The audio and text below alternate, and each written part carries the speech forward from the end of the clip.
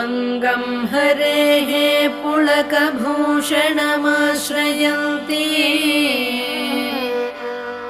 भृङ्गाङ्गनेव मुकुलाभरणं तमालम् अङ्गीकृताखिलविभूतिरपाङ्गलीला माङ्गल्यदास्तु मम मङ्गलदेवतायाः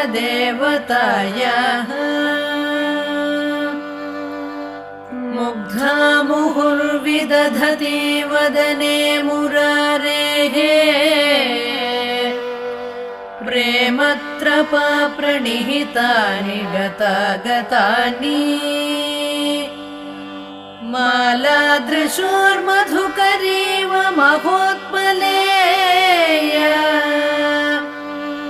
सा मे श्रियं दिशतु।